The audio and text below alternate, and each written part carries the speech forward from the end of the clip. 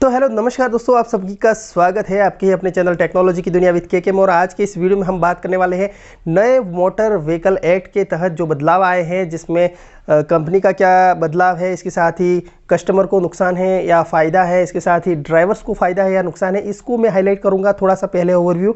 और इसके बाद मैं आपको बताऊंगा कि अगर कोई एग्रीगेटर नया अगर जुड़ना चाहता है, नया अपनी कंपनी खोल के शुरू करना चाहता है, उसकी भी आपको ब्रीफ जानकारी आपको इस वीडियो में मिलने वाली है। तो वीडियो को लास्ट तक ज़रूर देखिएगा और अगर वीडियो अच्छा लगे तो लाइक और सब्सक्राइब करना न भूलें। तो चलिए शुरू करते हैं इस वीडियो को।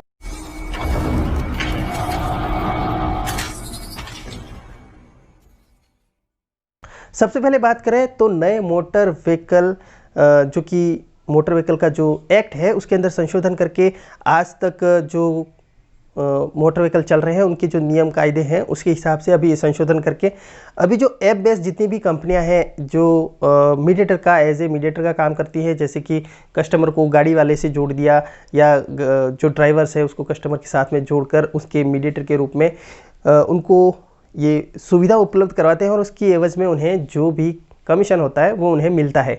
तो ये सारी चीज़ों को काफ़ी लंबे समय से शिकायत चल रही थी कि मनमानी चल रही है कुछ कंपनियों की, जो मन मर्जी के माफिक अपना पैसा वसूल रही है, जिससे ड्राइवर्स को भी नुकसान था और कस्टमर को भी नुकसान था। और यहाँ पर कोई भी रूल्स एंड रेगुलेशंस नहीं था जिसकी वजह से वो अपना मनमाना काम कर रहे थे। तो इस मांग को देखते हुए सरकार ने अपने नई गाइडलाइन जारी की है, जिसके अंदर मैं आपको बताने वाला हूं ब्रीफ में कि यहाँ पर फ़ायदा नुकसान क्या है। सबसे पहले बात करें कंपनी की, तो कंपनी को अभी पहले स्टेट में अलग अलग रजिस्ट्रेशन करवाना पड़ता था, लेकिन अब एक सेंट्रल का रूल्स आ गया है। सेंट्रल के हिसाब से आप रजिस्ट्रेशन करवाएंगे, लेकिन वो लाइसेंस है वो राज्य सरकार के द्वारा ही दिया जाएगा। अब यहाँ पर मनमानी नहीं होने वाली है।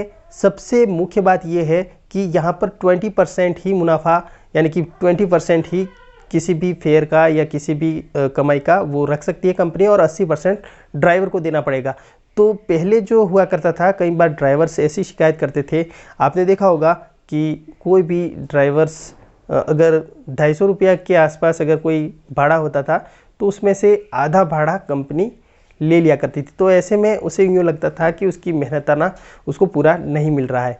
तो कई बार पीक आवर में 4 गुना 5 गुना, सॉरी 5 गुना तो नहीं पर 4 गुना तक हो जाता था, क्योंकि डबल ट्रिपल किराया होना ये पीक आवर के लिए सामान्य बात है।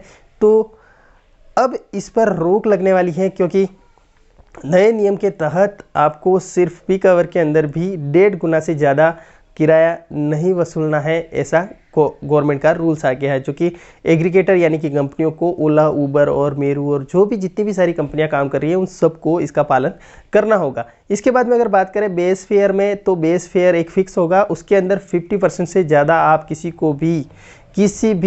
किसी भी कस्टमर को आप 50% से ज़्यादा यहाँ पर ऑफ़र नहीं दे सकते हैं। तो इस तरह के ऑफ़र चलाकर कंपनियों को नुकसान होता है। कई बार नई कंपनियां जो उभरना चाहती हैं वो बड़ी कंपनियों को बीट नहीं कर पाती है और उनका व्यापार ठप हो जाता है। तो इस चीज़ को भी देखा गया है। इसके बाद में 24/7 कंट्रोल रूम की व्यवस्था होनी चाहिए, ये गवर्नमेंट ने कहा है, और इससे राइडर और ड्राइवर कनेक्ट होने चाहिए ताकि कभी भी कोई भी कम्युनिकेशन आसानी से किया जा सके। इसके बाद में कहा है ड्राइवर्स की ट्रेनिंग होनी चाहिए, ट्रेनिंग टाइम टू टाइम होगी तो ड्राइवर्स भी अपने काम को अच्छे से कर पाएंगे। इसके साथ ही एक कम्युनिकेशन कंपनी के साथ में अच्छा बना रहेगा। इसके साथ अगर बात करें तो अपनी गाड़ियां जो अभी इस एग्रीगेटर नियम के अंदर ये होता है, एक तो ड्राइवर्स लगाते हैं एग्रीमेंट के साथ में, उनके साथ में, इसके साथ ही उनकी खुद की गाड़ियां होती हैं जो चलती है।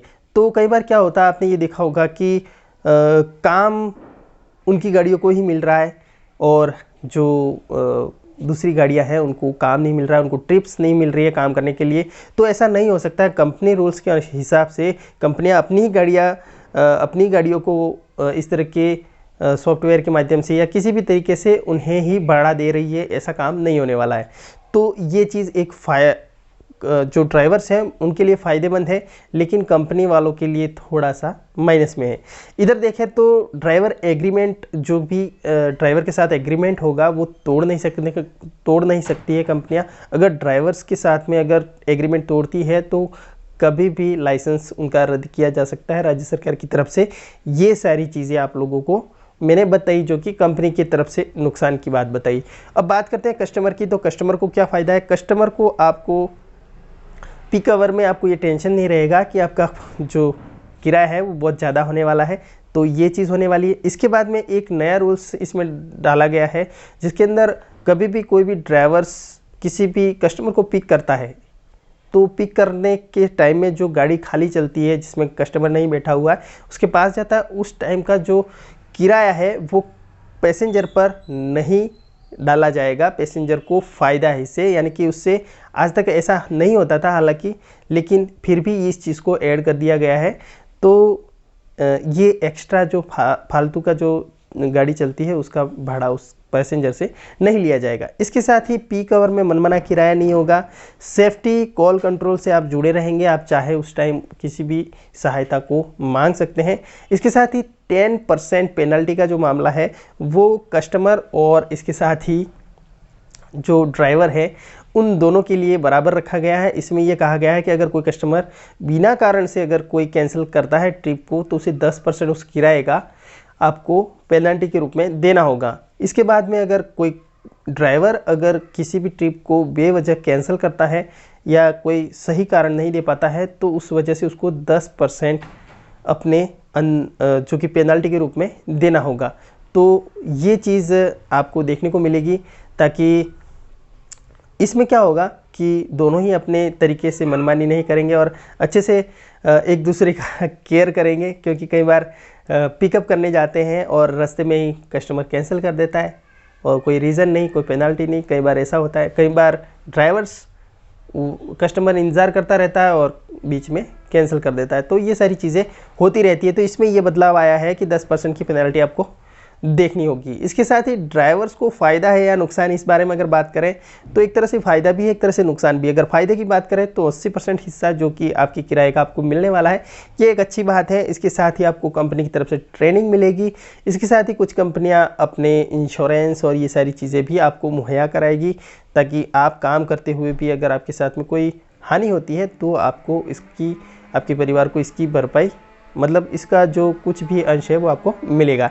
इसके साथ ही कमाई बढ़ेगी और ट्रिप्स की कमी नहीं रहेगी, क्योंकि अब ये नियम आ चुका है कि कंपनी अपनी ही ट्रिप्स या अपनी गाड़ियाँ नहीं चलाएगी। कई बार ये होता है, अब देखो कंपनी है, नियम नहीं होगा तो कुछ भी हो सकता है, लेकिन नियम है तो ये चीज़ आपके फेवर में है।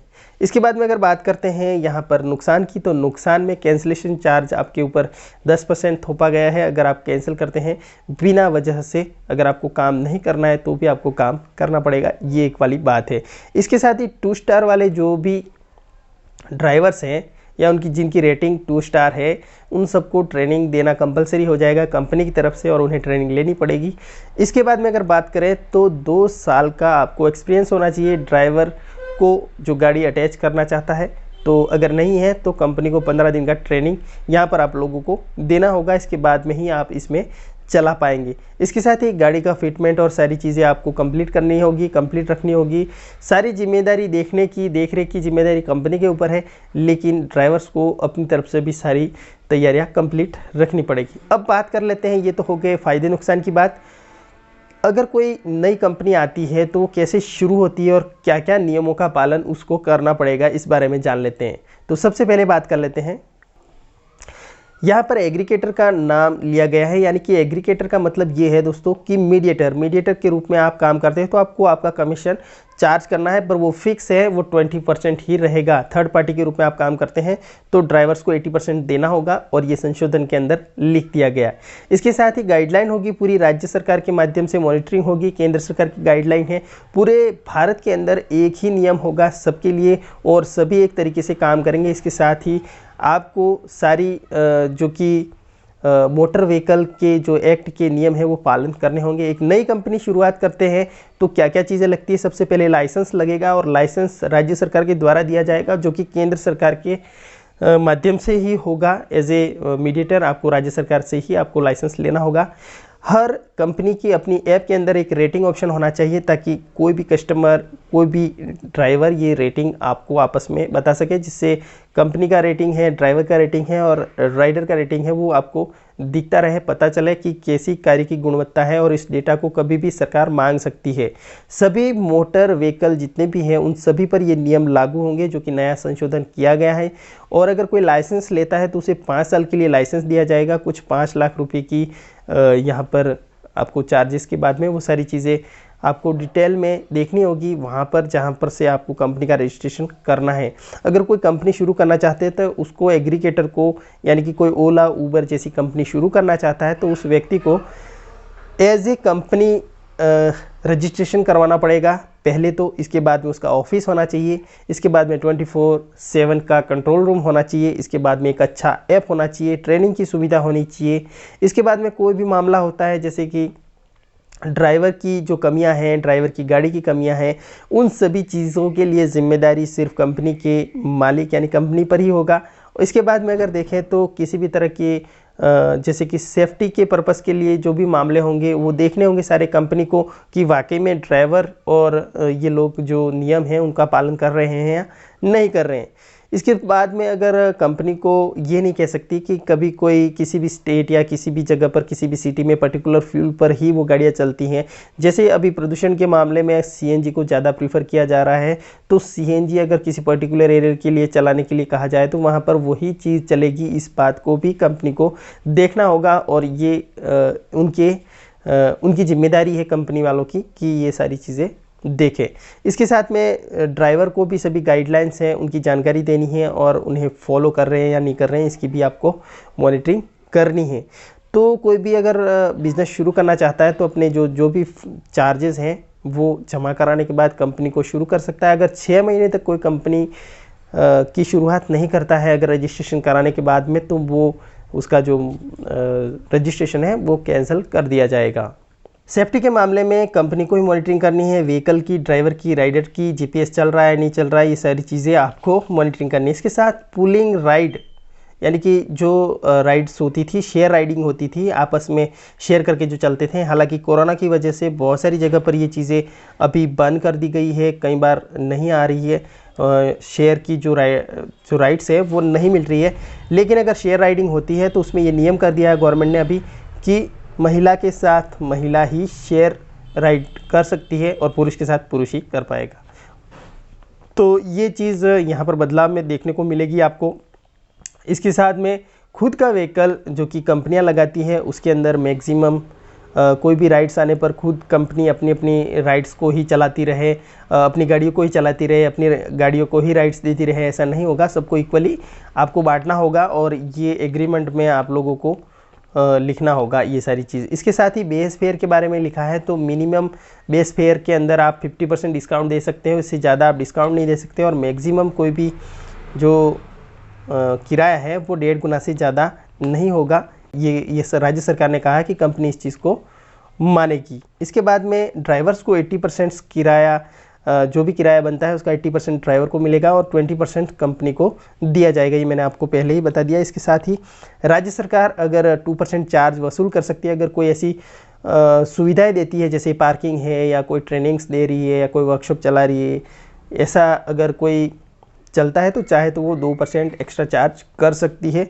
इसके बाद में बात करते हैं खाली व्हीकल चलता है। अगर मान लो कोई कस्टमर है और कस्टमर को आप पिकअप करने जा रहे हो, मान लो 5 किलोमीटर का वो टाइम है या 5 किलोमीटर का डिस्टेंस है, तो उस डिस्टेंस में अगर जो भी ऐप का जो भी चलता है उसमें मीटर नहीं चलेगा, उसका पैसा पैसेंजर पर नहीं लगने वाला है। ये चीज़ आपको कंपनी को ये देखनी है और ये राज्य सरकार के नियम के तहत आ गई है। इसके साथ ही आप कैंसिलेशन के अंदर आप लोगों को मैंने बता दिया 10% कैंसिलेशन राइडर के लिए और ड्राइवर दोनों के लिए सेम चीज़ है और ये चीज़ आप लोगों को ध्यान रखनी है।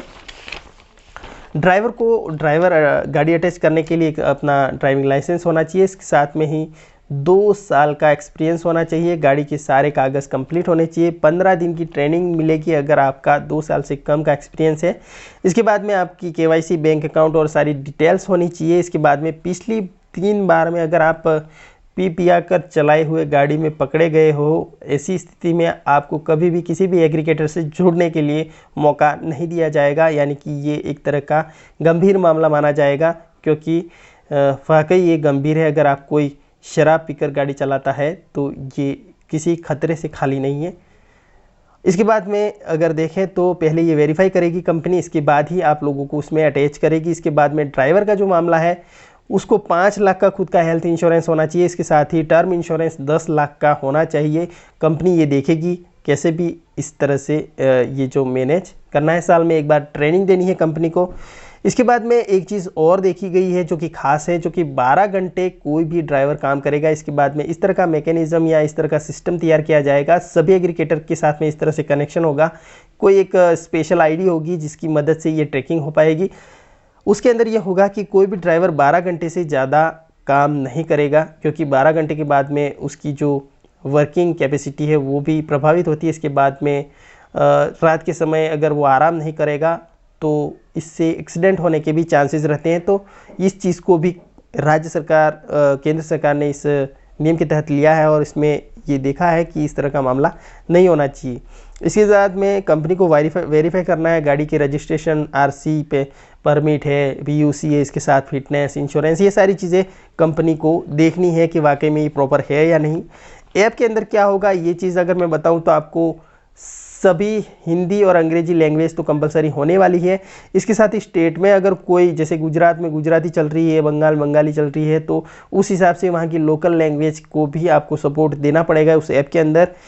और 3 महीने से 24 महीने का आपको डेटा है स्टोर करके रखना है और उस डेटा को कभी भी मांग सकती है गवर्नमेंट चेक करने के लिए कि आप प्रॉपर काम कर रहे हैं या नहीं कर रहे हैं। ये चीज़ आपको ध्यान रखनी है। इसके साथ ही 24/7 कंट्रोल रूम, राइडर ड्राइवर दोनों कनेक्ट रहेंगे। कोई भी बात होगी तो सीधा ही यहाँ पर आपको बात करनी है। इसके साथ ही अगर बात करें प्राइवेट वाहन की, तो अब ये नियम किया है कि प्राइवेट के जो एक तो कॉमर्शियल पीली पट्टी वाली गाड़ियाँ, इसके साथ ही प्राइवेट वाहन भी इसके साथ जुड़ सकते हैं, लेकिन उसकी कुछ कंडीशन है, सब के सब नहीं जुड़ेंगे। इसके अंदर ये कहा गया है कि इंटरसिटी की 4 राइड, यानी कि आप इंटरसिटी में अगर आप पीक आवर्स है या कोई ज़्यादा मांग है तो ज़्यादा मांग के समय में आप 4 राइड आपको मिल सकती है अगर आप प्राइवेट वाहन अटैच करके रखते हैं। उसकी ये कंडीशन है। उसमें भी ये कहा गया कि 5 लाख का आपका इंश्योरेंस अलग से होना चाहिए गाड़ी और गाड़ी के अलावा, तो आपका पर्सनल इंश्योरेंस भी होना चाहिए। और इंटरसिटी की जो राइड्स है वो 2 है, और इंटरसिटी की जो है राइड्स है वो 2 राइड है, और इंट्रासिटी की 4 राइड्स है। आपको शहर के अंदर 4 राइड मिलेगी और अगर बाहर जाने वाली राइड्स है तो वो 2 मिलेंगी। तो ये चीज़ इसके अंदर ऐड की गई है। और इसके अंदर कंपनी के लाइसेंस के बारे में एक और बात कही गई है कि कंप्लेंट्स अगर आती है कंपनी के बारे में, तो कंपनी की कोई भी बात है तो वो कंप्लेंट्स के माध्यम से सरकार या जो भी इसका मॉनिटरिंग हेड होगा, राज्य सरकार नियुक्त करेगी कोई अधिकारी, जैसे आरटीओ से ऊपर के जो भी अधिकारी है या आरटीओ तक के जो भी अधिकारी है उनको नियुक्त करेगी और उनसे आप ये चीज़ शिकायत कर पाएंगे अगर कोई कंपनी अपना मनमाना काम कर रही है, कंपनी टाइम से पैसे नहीं दे रही है, कम पैसे दे रही है, राइडर के साथ मनमानी हो रही है, ड्राइवर्स के साथ मनमानी हो रही है, तो ये यहाँ पर ऑप्शन रहेगा कि कंप्लेन होगी और कंप्लेन पर लाइसेंस सस्पेंशन के मामले हो सकते हैं। इसके साथ ही बार बार अगर कोई गलतियाँ करती है कंपनी तो उसको बाहर कर दिया जाएगा इस गेम से। और इसके साथ ही ड्राइवर और जो भी कंपनी है उनके बीच में जो एग्रीमेंट है वो बाकायदा फॉलो हो रहा है या नहीं हो रहा है, ये चीज़ भी इन जो कि मॉनिटरिंग वाले जो अधिकारी हैं वो देख सकते हैं, कभी भी रेड कर सकते हैं, कभी भी चेक कर सकते हैं कि क्या चल रहा है, क्या वास्तव में जो नियम है उसके अनुसार काम हो रहा है या नहीं हो रहा है। इसके साथ में परमानेंट कैंसिल वाला जो रजिस्ट्रेशन है वो कब होता है, तो अगर 3 बार सस्पेंड हुआ है किसी कंपनी का रजिस्ट्रेशन तो वो ये मामला बिल्कुल कैंसिल हो जाएगा और वो रजिस्ट्रेशन वो बाद में काम नहीं कर पाएगा।